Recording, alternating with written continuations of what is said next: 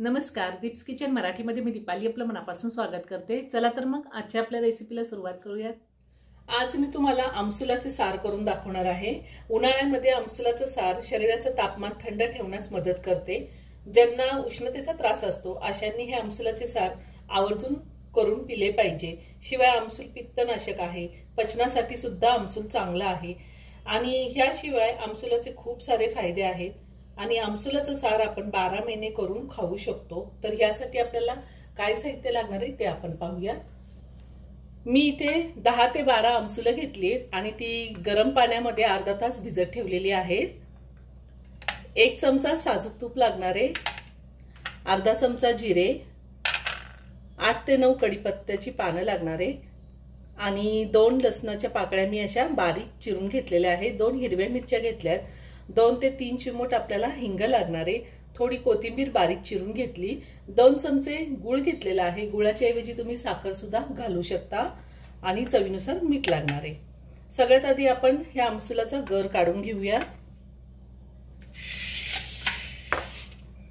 असं हाताने थोडं चुरून आमसुलाचा गर काढून घ्यायचा आहे। मी हातानेच आमसुल अशी चुरून घेतलेली आहे। आता हे आमसुल आपण काढून घेऊया।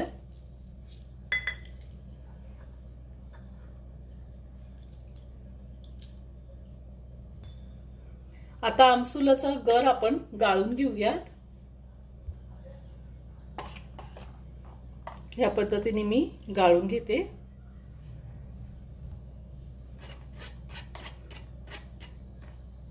पूर्ण पाणी काढून घ्यायचं यातलं।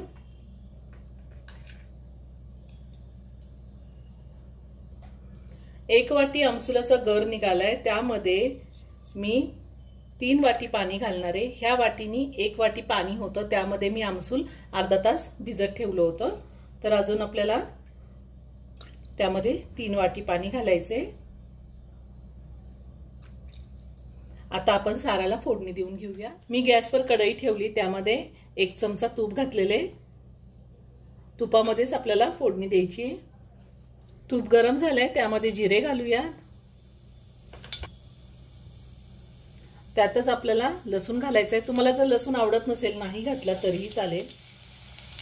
हिरवी मिरची घालूया, कढीपत्ता आणि हिंग घालायचं आहे। हे साधारण आपण अर्धा मिनिट परतून घेऊया। लसणाचा रंग चेंज झालेला आहे। आता आपण ह्यामध्ये हे जे आपण आमसुलाचा गर काढून घेतलाय ते घालायचं।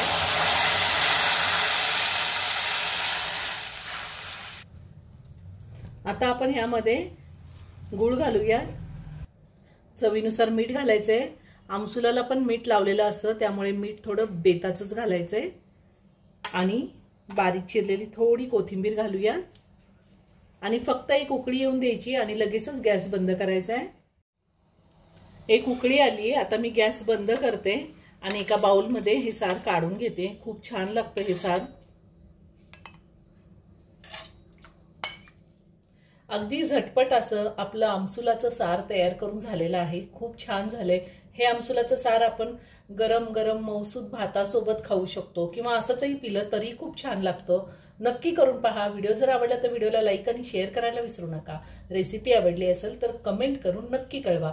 पुन्हा भेटूया अशाच एका छानशा साध्या आणि सोप्या रेसिपी बरोबर। धन्यवाद।